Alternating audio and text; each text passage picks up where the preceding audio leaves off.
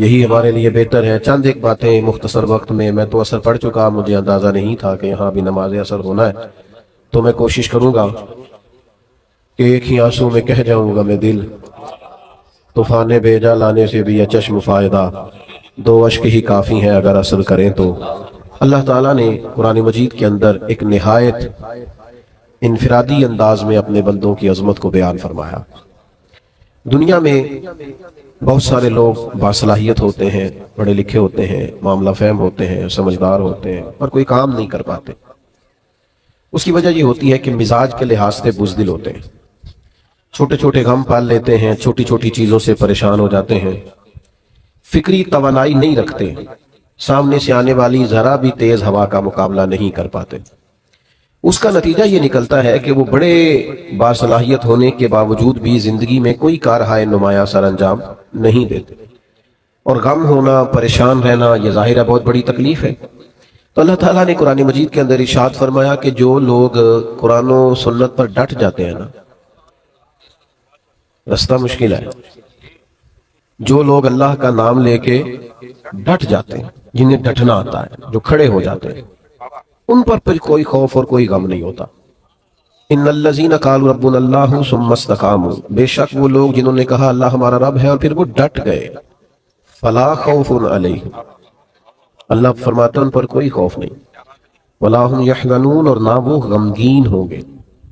یاد رکھیے سارے رستے وہ نہیں ہوتے جن پر لوگ تعریفیں کریں، کچھ راہیں وہ بھی ہوتی ہیں جو لوگوں کی وقتی طور پر سمجھ میں نہیں آتی، لوگ اس پر تنقید بھی کرتے ہیں، لوگ اپنی رائے کا اظہار بھی کرتے ہیں، بعض احباب ایسے لوگوں کو دیوانہ بھی کہتے ہیں۔ لیکن اگر آپ شریعت اسلامیہ پر ڈٹیں، اگر آپ وہ رستہ اختیار کریں جس رستے میں اللہ اور اس کے رسول صلی اللہ تعالی علیہ وسلم کے نام پر استقامت اختیار کرنی پڑے، تو یہ رستہ اگرچہ مشکل تو ہے، کیونکہ ہمارا مزاج ہوتا ہے گڈ بک میں رہنے کا، ہمارا دل کرتا ہے سارے ہمیں اچھا کہیں، یہ طبیعت ہوتی ہے۔ اس کا نتیجہ یہ نکلتا ہے کہ ہم اپنے گھر میں بھی حق بات نہیں کہتے، ہم اپنے بچوں کے بیچ بھی سیاست کر رہے ہوتے ہیں کہ میں کسی کے سامنے برا نہ بن جاؤں۔ جہاں ہماری بات بڑی آسانی سے مانی جا سکتی ہے، وہاں بھی ہم اپنی رائے حق پر مبنی نہیں کہتے۔ اعلیٰ حضرت امام احمد رضا رحمت اللہ تعالیٰ علیہ کی فکر یہ ہے کہ ساری دنیا خفا ہوتی ہے تو ہو جائے، رب راضی رہے، رب کا رسول راضی رہے۔ اور یہ فکر بڑی تازہ دم رکھتی ہے بندے کو کہ آپ بعض اوقات آپ کو ایسا رستہ اختیار کرنا پڑتا ہے جس رستے میں تعریفیں زیادہ نہیں ہوتی۔ جس امام کا آپ عرس منا رہے ہیں اور جن امام کے کروڑوں چاہنے والے ہیں، اور جس امام پر دنیا کی بہت ساری یونیورسٹیز میں پی ایچ ڈی کے مقالہ جات لکھے جاتے ہیں، جن پر ریسرچ ہوتی ہے، جن پر تحقیق ہوتی ہے، جن کی ایک ایک کتاب کو کھولا جائے تو ایم فل اور پی ایچ ڈی کا مقالہ بن جاتا ہے، آپ حیران ہوں گے کہ ان امام کے خلاف بھی بڑی کتابیں لکھی گئی۔ انہوں نے اگر تیز چلنا تھا تو انہوں نے مخالفت کے تھپیڑے بھی برداشت کیے، لیکن ایک ذہن بنتا ہے نا انسان کا، جب وہ کسی چیز کو حق سمجھتا ہے نا تو بچہ سا ہو جاتا ہے، بچہ سا۔ جب وہ کسی سے پیار کرتا ہے تو بچہ سا ہو جاتا ہے، بچپنا سا آ جاتا ہے۔ کوئی تعریف کرے تب بھی پرواہ نہیں، کوئی تنقید کرے تب بھی پرواہ نہیں، اسی کسی دے کچھ بھی نہیں لگتے، نہ کوئی ساڈا دردی۔ پھر مزاج اور ہو جاتا ہے، جیم جان دا کچھ وسا نہیں ہو، جان یار نو دے تے شاد ہو جا، ایسے دل دے ہیں فساد سارے، دل دلبر نو دے تے آزاد ہو جا، جے او رکھے آباد تے رو وسدا، تے جدوں کرے برباد برباد ہو جا۔ ختم ہو گئی بات۔ اعلیٰ حضرت رحمت اللہ دیکھیں نا، خطوط آ رہے ہیں، عصر کے بعد وقت ہوتا تھا خطوط کھولنے کا، خطوط پڑھنے کا، جواب لکھنے کا۔ وہ جس طرح ہم شکوہ نہیں کرتے کہ آپ نے میرا میسیج ہی نہیں سنا، آپ نے رپلائی نہیں کیا، سن لیا اور بتایا کچھ نہیں۔ تو زمانہ تھا خطوط آتے تھے ڈھیروں کی تعداد، بعد نماز عصر شارح بخاری حضرت مولانا ظفر الدین بہاری رحمت اللہ علیہ ان خطوط کو کھولا کرتے، پڑھا کرتے، ان کے جواب لکھا کرتے۔ تو خط پڑھتے پڑھتے مجھے لگتا ہے موبائلوں کی زیادہ ضرورت ہے آپ کو، بھائی جان چھوڑ دیں، آپ ساری محفل کو خراب کر رہے ہیں، یہ موبائل والے بھائی کیا کرتے ہیں؟ آپ اتنے معزز لوگ ہیں، مجھے تو حضرت نے کہا تھا آپ سے تقریر کرنی ہے، میری ویڈیو چاہیے تھی تو بتا دیتے، کافی تھی، بھیج دیتے آپ کو۔ میں نے تو سوچا تھا چلو مچ بال عشق دا سیکھاں گے تے ایک دوجے نو ویکھاں گے، تو آپ بالکل بیچ میں موبائل کا شریکہ لے کے بیٹھ گئے. تو آپ تھوڑی توجہ کریں, وقت ہی اتنا نہیں ہے کوئی آپ سے خاص مضمون بیان کیا جا سکے. ایک بات چھیڑی ہے, چلو وہ تو کر لینے دے. کیسا دستور زبان بندی ہے تیری محفل میں, بات کرنے کو ترستی ہے زبان میری. اور بھائی سنو اور یاد رکھو, حضرت مولانا ظفر الدین صاحب بہاری رحمت اللہ علیہ نے خطوط کھولے. یہ ذرا رنگ دیکھنا, یہ کیا بات ہوئی کہ ساری زندگی میٹھی میٹھی تو کھا گئے اور دو چار کڑوی آئی تو بالکل تیرا رنگ ہی بدل گیا. اگر تو راہ عشق کا مسافر ہے, تجھے پھول کھانے آتے ہیں, اگر تجھے نعرے لگوانے آتے ہیں, تو کبھی کبھی اس راہ میں روڑے بھی کھا, کبھی کبھی اس رستے میں ستایا بھی جا, کبھی کبھی تنقید کی راہ سے بھی گزر. یہ بھی اس رستے کی ضرورت ہے. اعلیٰ حضرت رحمت اللہ علیہ کے شاگرد اور خلیفہ خطوط پڑھ رہے ہیں, تو خط کھولا تو خط میں گالیاں لکھی تھی. میرے امام کو برا بھلا کہا تھا, طنز کیا تھا, تنقید کی تھی. کسی نے اپنے دل کی بھڑاس کھول کے نکالی. تو عقیدت مند تھے نا حضرت تڑپ اٹھے اور کہا آج ہی مقدمہ کروں گا اس کے خلاف. لیکن اللہ کے بندوں کی ایک شان ہوتی ہے, وَلَا يَخَافُونَ لَوْمَةَ لَائِمٍ, وہ کسی ملامت کرنے والے کی ملامت کی پرواہ راہ خدا میں نہیں کرتے. اعلیٰ حضرت رحمت اللہ علیہ نے فرمایا یہ مجھے گالیاں دی ہیں تو ان پر مقدمہ کرو گے؟ عرض کی حضور ہاں. فرمایا الماری سے کچھ اور خطوط اٹھا کے لاؤ نا. تو باقی بھی لائے. تو فرمایا یہ بھی پڑھو. تو کسی نے لکھا تھا امام اہل سنت, کسی نے لکھا تھا مجدد میت حاضرہ, مؤید ملت طاہرہ, صاحب حجت القاہرہ. کسی نے کچھ تو کسی نے کچھ. اعلیٰ حضرت مسکرائے, فرمایا یہ جنہوں نے تعریفیں کی ہیں پہلے جائیدادیں بانٹو نا ان کو, تو پھر مقدمے کر لینا. فرمایا شکر کرو, شکر کرو, ان کا وطیرہ ہے محبوب کے لیے معاذ اللہ کمزور جملے لکھنا. جب تک مجھے برا بھلا کہہ رہے ہیں, محبوب کی طرف سے تو رکے ہوئے ہیں. ہم تو ڈھال ہے اس راہ. بھائی آپ ڈٹیں, حق بات کہیں, اپنی زندگی میں وطیرہ بن. یہ کیا بات ہوئی کہ دوستوں کی محفل میں بھی تو حق نہیں کہتا؟ تجھے کہیں سچ بولنا ہی نہیں آتا, تو ڈرتا ہے کہ میں سچ بولوں گا تو لوگ مخالف ہو جائیں گے. لوگوں کے مخالف ہونے سے کبھی بھی کوئی نقصان نہیں ہوتا. انداز یہ اختیار کرو کہ رب رسول کی رضا ملے. سمجھو اس پیارے بھائی, اللہ آپ کو سلامت. اب تو ہم آپ کو ٹھیک ہونے کا بھی نہیں کہہ سکتے, بڑی مہربانی. آپ نے ایسی غصہ کر نہیں نہ سکتے. میرے تو گھٹنے پہ چوٹ بھی آگی, پر کہنا اس لیے کچھ نہیں کہ اس میرے امام کا ہے نا, کوئی مسئلہ نہیں. اب یہ چلتی ہیں چیزیں. مجھے میرے دوست کہتے رہتے ہیں کہ آپ نا پہلے وعدہ کر لیتے ہیں پھر وہاں جا کے دقت ہوتی ہے. تو میں کیا یار سانو کس پوچھنا سی. چلو اگر کوئی دعوت دیتا ہے اور پھر علماء دعوت دیتے ہیں تو ہمیں اپنی چونکہ اوقات کا پتہ ہے, لہذا چپ کر کے ہاں کرتے کہ یار جانا چاہیے. آپ تھوڑی سی مہربانی کریں, دو ایک باتیں, وقت کے دامن میں گنجائش نہیں, بولیں بھی نہیں اور مجھے بات کرنے دیں. ایک تو ڈٹیں, اعلیٰ حضرت کی زندگی کا سبق. اور دوسری بات یہ ہے کہ روز روز رائے نہ بدلے, روز روز قبلہ نہ تبدیل کرے. یعنی ذرا ہوا پوری چلتی نہیں اور لوگ ڈائریکشن بدلتے نہیں. تھوڑا سا نہ کہیں کھڑے ہونا بھی سیکھیں. استقامت بہت بڑا حسن ہے. مخالفت ہوتی رہتی ہے, لوگ باتیں کرتے رہتے ہیں, ہوا کبھی ادھر کی چلتی ہے اور کبھی ادھر کی چلتی ہے, یہ رنگ بدلتے رہتے ہیں.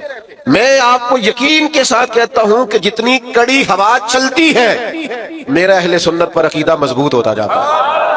ہر آنے والا وقت نظریے کو مضبوط کرتا ہے. رات کو شکر ادا کر کے سوتے ہیں کہ یا اللہ تیرا شکر ہے تم نے اس عقیدے میں رکھا ہے جو عقیدہ حق بھی ہے اور سچ بھی ہے, اور آنے والی نسل کو دے کر بھی جائیں گے. تھوڑی مضبوطی اپنے فکر میں پیدا کریں. یقین بڑی نعمت ہے, یقین بڑی دولت ہے. سنو نا, مسند امام احمد بن حنبل میں حدیث ہے, حضرت مولا علی شیر خدا رضی اللہ تعالیٰ عنہ علیل ہو گئے, اور بظاہر نکاحت اتنی تھی کہ آپ اٹھتے تھے تو جسم مبارک پہ راشا طاری ہوتا تھا. ایک صحابی نے دیکھا تو رو پڑے, کہا اے علی بہت کمزوری بظاہر ہو گئی, اب تو مشکل ہے, میں تو ڈرنے لگا ہوں کہ کہیں اس بیماری میں اللہ کا حکم نہ آ جائے. تو حضرت علی مسکرائے, فرمانے لگے تو فکر نہ کر, مجھے کچھ بھی نہیں ہوگا. اب بات پر غور کرنا بھائی, آپ اتنے علیل ہیں اور آپ سے کھڑے ہوتے ہیں تو وجود پر بظاہر کپ کپاہٹ ہے, راشا ہے, تو آپ فرما رہے کچھ بھی نہیں ہوگا. تو حضرت علی کہنے لگے میں ایک دفعہ بیمار ہوا تھا, کریم تیمارداری کے لیے تشریف لائے, تو حضور نے فرمایا علی بیماری سے کچھ بھی نہیں ہوگا, آپ جب دنیا سے جائیں گے تو داڑھی لہو سے رنگین ہوگی, زخم لگے گا, خنجر لگے گا. تو چونکہ محبوب نے کہہ دیا ہے, ساڑھے نبی دی زبان ساڑھے واسطے قرآن, جو دن کو کہہ دیا دن ہے تو دن نکل آیا, جو شب کو کہہ دیا شب ہے تو رات ہو کے رہی, اور خدا نے ان کی زبان کو وہ اختیار دیا جو نکلی منہ سے ان کے وہ بات ہو کے رہی. فرمایا حضور نے فرما دیا، میرا یقین کامل ہے، سوال ہی پیدا نہیں ہو سکتا۔ ہم نہ ڈگمگاتے ہیں، دین کی باتیں سن بھی لیتے ہیں، فضائل سن بھی لیتے ہیں، کمالات سن بھی لیتے ہیں، پھر بھی ہم ڈگمگاتے ہیں۔ یقین کامل کی دولت پیدا کریں، اللہ رسول کی بات آ جائے پھر اس پر ایمان لائیں، پھر مضبوط ہو جائے۔ اعلیٰ حضرت بریلوی رحمۃ اللہ تعالیٰ علیہ منہ میں کچھ تکلیف تھی تو حکیم نے کہا تعاون ہو گیا ہے، میں ہو ہی نہیں سکتا مجھے۔ انہوں نے کہا جناب میں طبیب ہوں تو میں آپ کو صحیح بتاتا ہوں کہ یہ وہ مسئلہ بن گیا ہے۔ فرمایا وہ نہیں ہے، تمہیں غلطی لگتی ہے۔ اس نے کہا میں نے ڈھیر ساری کتابیں دیکھی ہیں۔ فرمایا دیکھی ہوگی پر تعاون مجھے نہیں ہوگا۔ وہ چلا گیا، تھوڑی دیر کے بعد مسواک منگوائی، وہ مسواک کی، تھوڑا سا پانی منہ سے نکلا، طبیعت ٹھیک ہو گئی۔ تو خدام نے کہا حضور واقعی تعاون نہیں تھا، وہ تو اتنی جلدی جاتا نہیں، آپ کو کیسے یقین تھا تعاون نہیں؟ اللہ کرے ہمیں وہ یقین نصیب ہو، وہ استقامت نصیب ہو۔ ڈگمگاتے لوگ، بے یقین باتیں، ٹوٹتی بکھرتی سوچیں، وسوسوں کے غلبے، ادھر ادھر کی باتیں، کچے پکے سوالات۔ اعلیٰ حضرت فرمانے لگے نبی پاک علیہ السلام نے ایک دعا ارشاد فرمائی ہے، جو کسی مصیبت زدہ کو دیکھ کے پڑھو تو تم کبھی اس مصیبت کا شکار نہیں ہوگے۔ میں نے ایک تعاون والے کو دیکھ کے پڑھ لی تھی، وہ زبان جس کو سب کن کی کنجی کہیں، اس کی نافذ حکومت پہ لاکھوں سلام۔ آپ شریعت اسلامیہ کے بارے میں ایک مزاج بنائے اپنا کہ میرا چونکہ اس پر ایمان ہے، میرا چونکہ یقین کامل ہے، مجھے اس پر ڈٹنا ہے، کمزوری نہ دکھائے۔ اعلیٰ حضرت رحمۃ اللہ تعالیٰ علیہ اس ماحول میں تقریر نہیں کرتے تھے، کتابیں نہیں لکھتے تھے جس ماحول میں اور آپ ہیں۔ یہ والا ماحول اور یہ والا مزاج، چاروں جانب نعرے لگتے ہیں، چاروں جانب لوگ تعریفیں کرتے ہیں، چاروں جانب سے لوگ پذیرائی کرتے ہیں، پھول پھینکتے ہیں، یہ والا مزاج نہیں تھا۔ انگریز کی حکومت تھی، ہندوؤں کی کثرت تھی، اس ماحول کے اندر حق بات کہنا، آپ بات کو سمجھیں، آج اتنا مشکل نہیں ہوتا، لیکن بڑے لوگ ایسے ہوتے ہیں جن کی باتیں حق بات کہتے وقت لڑکھڑاتی ہیں، وہ جملہ تک نہیں کہہ سکتے، اتنی طاقت نہیں رکھتے۔ حکومت ہندو کی، حکومت انگریز کی، کثرت ہندو کی۔ فاضل بریلوی سے سوال ہوتا ہے ہندوؤں کے میلے میں جا سکتے ہیں؟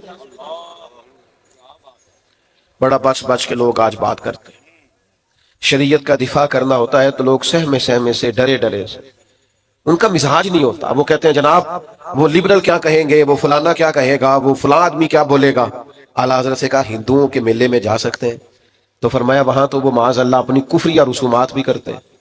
حضور جا سکتے ہیں؟ فرمایا حرام نہیں، حرام ہے، حرام ہے، اشد حرام ہے۔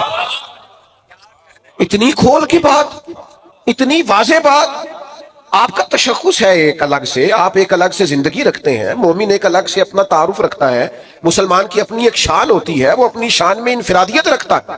یہ کیا بات ہوئی کہ آپ ہر معاملے کے اندر، ہر جگہ آپ کا جو رویہ ہے وہ انتہائی مداحنت پر مبنی ہو؟ بھائیو یاد رکھیے، آپ اپنے دین کے لیے، نظریے کے لیے، عقیدے کے لیے کھڑا ہونا سیکھیں۔ یہ نہ بڑا دیندار آدمی ہے جی، کیا دینداری ہے، محفل بڑی صحیح کراتا ہے، تو میں تو اسے دیندار مانتا ہوں جو بیٹے کی شادی والے دن دیندار ہو۔ ناراض ہو گئے ہو؟ جو بچے کی مہندی والے دن مسلمان ہو وہ دیندار ہے۔ ہاں محفل والے دن تو دھاری ٹوپی لے کے بھی لوگ آ جاتے ہیں، کسی سے کہتے ذرا ادھار دینا، میں نے محفل پہ جانا ہے۔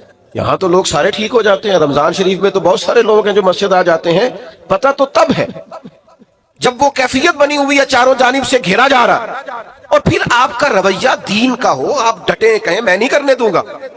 میں نے ایک صاحب سے کہا کہ یار آپ بڑے اچھا تعارف رکھتے ہیں، لیکن آپ کے گھر کے اندر جو شادی کے موقع پہ ہونے جا رہا اور پچھلی شادی پہ بھی ہوا ہے وہ تکلیف دہ ہے، آپ نے کوئی ایسا کام نہیں چھوڑا جو شریعت اسلامیہ کے مخالف نہ ہو اور آپ نے کیا نہ ہو معاذ اللہ۔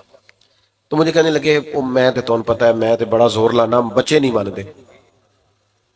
میں نے ان سے کہا یہ جملہ مزید تکلیف دینے والا ہے، بچوں کو تو کوئی مرضی کرنے ہی نہیں دیتا، کون مرضی کرنے دیتا؟ تو لوگ کہتے ہیں میری نہیں ماننی تو نکل جائے گھر سے، کہ مسئلہ یہ ہے تب جب میری نہ مانے، لیکن اگر شریعت کی نہ مانے، سنت کی نہ مانے، اگر اس طرح وہ توجہ نہ کرے تو ہمارا ذوق ہی نہیں بنتا کہ ہم تھوڑا کھڑے ہوں، تھوڑا سٹینڈ لیں، تھوڑا واک آؤٹ کریں، تھوڑا ہم اپنی انرجی اس پر بھی لگائیں کہ نہیں بھئی شریعت اسلامیہ کا مسئلہ ہے، میں ادھر ادھر نہیں ہونے دوں گا۔ تو یاد رکھنے کی بات یہ ہے کہ اعلیٰ حضرت نے اس دور میں ڈٹ کے دین کی بات کی، ڈٹ کے۔ تو آج تو بڑی آسانی ہے، آپ ایک اسلامی ملک کے اندر رہتے ہیں، آپ اور میرا خیال یہ ہے کہ آج آپ شریعت کی بات کریں گے تو آپ کے ارد گرد کے لوگ قبول کریں گے، لیکن ہم کہنے کو بھی تیار نہیں، ہم یہ جرت ہی نہیں کرتے. ہمارا خیال ہے کہ مطلب کوئی بندہ مجھ سے ناراض ہے. اور ایک تیسرا پہلو اعلیٰ حضرت کی زندگی کا جو آپ کو بڑا انفرادی ملے گا. اعلیٰ حضرت فرماتے ہیں کہ ایسا کوئی کام نہ کرو جس سے شک بھی پڑے کہ تم کہیں شریعت کی مخالفت کر رہے ہو. تہمت والی جگہ سے بھی بچیں. میری طرح کے بعد لوگ شکوہ کر رہے ہوتے ہیں نا جی، لوگ مولویوں پہ تنقید بڑی کرتے ہیں، تو میں کہتا ہوں ٹھیک کرتے ہیں. آپ کیوں سب سے اونچی کرسی پہ بیٹھتے ہیں جمعے والے دن؟ آپ کیوں سب سے آگے جا کے اگلی صف پہ پہلے مصلی پہ کھڑے ہوتے ہیں؟ جب آپ سب کے پیشوا ہیں تو آپ کو سب سے زیادہ متقی بننے کی کوشش بھی کرنی چاہیے. یہ میں دلیر نہیں کر رہا ہوں لوگوں کو جو تنقید کرتے ہیں، وہ غلط کرتے ہیں، وہ درست نہیں کرتے، ان کی حمایت نہیں کر رہا. ان کو سمجھنا چاہیے کہ وہ کتنا جرم کرتے ہیں. لیکن میں اپنے جیسے لوگوں کی بات کرتا ہوں. بڑی نشست پر بھی آپ برا جمان ہو تو پھر میرے بھائی آپ کا اٹھنا بیٹھنا دیکھا جائے گا. جب آپ لوگوں سے کہیں گے کہ مجھ سے رہنمائی لو تو وہ صرف آپ کے جملوں اور تقریر سے تھوڑی رہنمائی لیں گے. پھر وہ آپ کے اخلاق کا حسن بھی دیکھیں گے، کردار کی پختگی بھی دیکھیں گے، بات کی سچائی بھی دیکھیں گے، لین دین کرنے کی دیانت بھی دیکھیں گے. یہ کیسے ہو سکتا ہے کہ لوگ آپ کو پرکھیں نہ؟ جو اپنی ساری عقیدتیں آپ پہ نشاور کر رہے ہیں وہ دیکھیں گے سارا کچھ. اور دیکھنا چاہیے. حرج کیا ہے؟ سمجھو بات کو. ہاں، کرنے والے کا انداز تنقید برائے تنقید کا نہ ہو، بات کرنے کا انداز برائے اصلاح ہو. شک والی جگہ سے بھی بچا جائے. نبی کریم علیہ السلام گزر رہے ہیں تو آپ کی ایک پاکیزہ زوجہ حضور کے ساتھ ہے. ازواج مطہرات کی پاکیزہ ہستیوں میں سے ایک پاکیزہ ہستی آپ کے ساتھ. حضرت عمر کھڑے ہیں، کچھ اور لوگ بھی کھڑے ہیں. محبوب اپنی اہلیہ کو، زوجہ پاک کو گھر چھوڑ کے اور واپس آ کے کہا میرے ساتھ میری اہلیہ تھی. تو حضرت عمر نے عرض کی یا رسول اللہ میری ماں مجھے روئے. حضور یہ کیا بات ہوئی؟ آپ نے کیوں آ کے وضاحت دی؟ فرمایا بس عمر میں بتانا چاہتا تھا کہ میں نے نکاح کیا ہے، میری اہلیہ. آپ لوگوں کو ان جگہوں سے بچائیں گے جہاں شک پیدا ہو سکتا ہے. ہمارے ہاں نا آج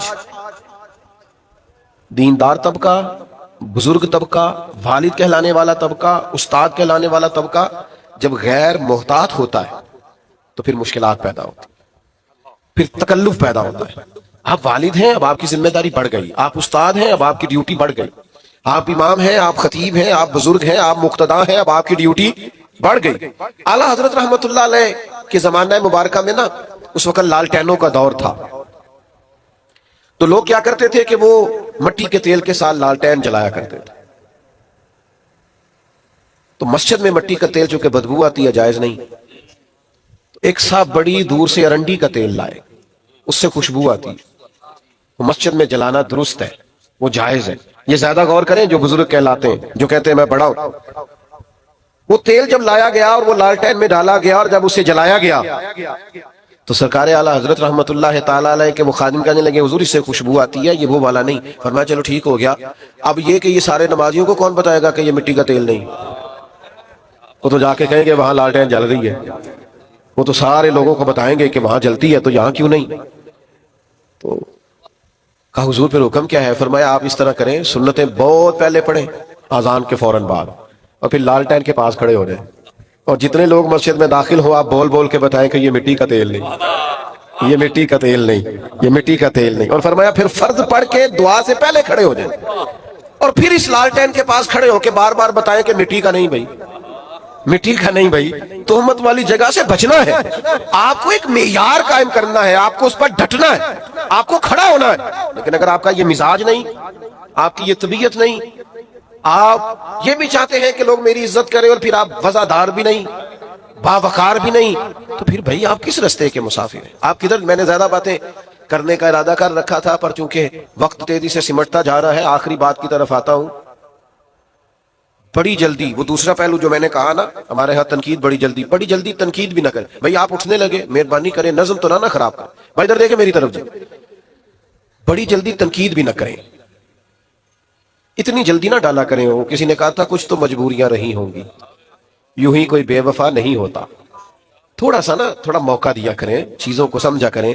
وہ ہمارے ہاں نا سارے ٹیسٹ لوگ اکٹھے لے آتے اور ہر زاویے سے کسی کو پرکھنا شروع کر دیتے. ہر زاویے. یہ میں منع کرتا ہوں نا دوستوں کو ہر چیز کی ویڈیو نہ بناؤ. اب ہوتا کیا ہے، میں گزر رہا ہوں اور اب میں 2-3 مصروفیات سے فارغ ہو کے آیا ہوں اور یہاں سے بھی فارغ ہو کے میری مصروفیات. اب بہت سارے دوست یہ تو پوچھتے ہی نہیں کہ آپ چلے کہ نہیں، وہ تو اتنا ہی پوچھتے ہیں پہنچے کتنے ہو. اور پھر وہ کئی دفعہ 15-20 فون کر دیتے ہیں 20-25 منٹ میں. تو ایک سے تو میں نے کہا تھا جی تیرے فون نہ اسی ٹائم تے پہنچنا ہے نا پھر 5-5 منٹ بعد کر, اور اگر ٹائم لگنا ہے کچھ تھوڑا سا تو پھر آپ کو ایک فون کیا اب تھوڑا فاصلے کو آپ ماپیں اور اس کے مطابق دوبارہ رابطہ کر لیں.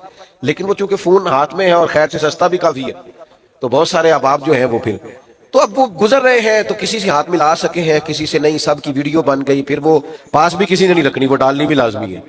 پھر وہ اوپر گول دائرہ لگا کے کہیں گے مولوی کا تکبر دیکھو, سلام نہیں لی. بھئی اب وہ ماحول ہی نہیں تھا, روک ہی نہیں سکتے تھے. اور کئی جگہ تو ایسا ہوتا ہے کہ لوگ کہتے ہیں جلدی منتشر کریں, پیچھے رش ہے, خالی کریں گیٹ کو. تو کئی دفعہ ایسے معاملات آتے ہیں کہ ذرا ذرا سی بات پر تنقید ہونے لگتی, اس سے تکلیف بھی یقیناً ہوتی.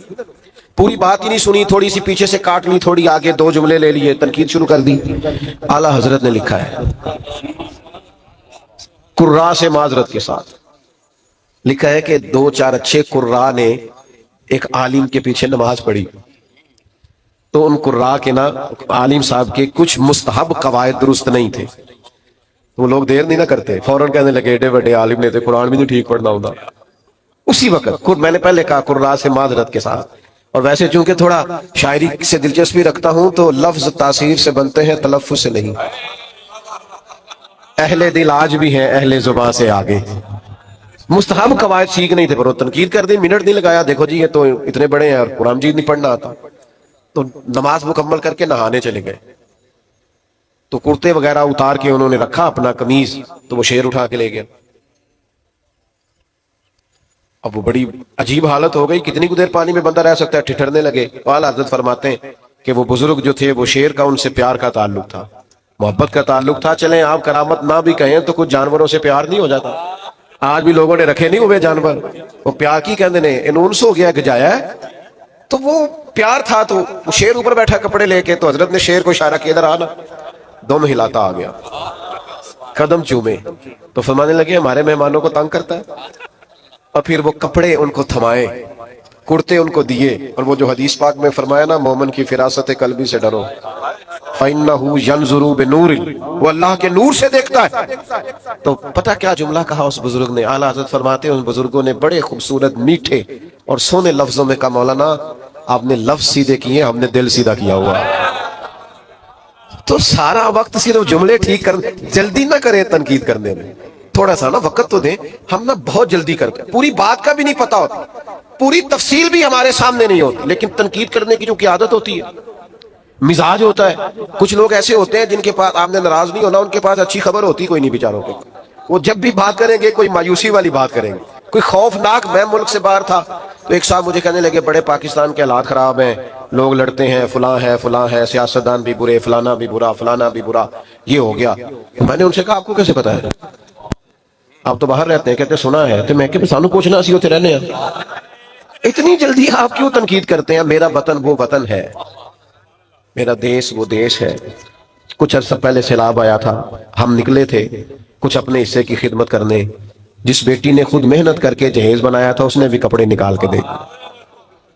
ہم نے جب 4 مہینے کی ایڈوانس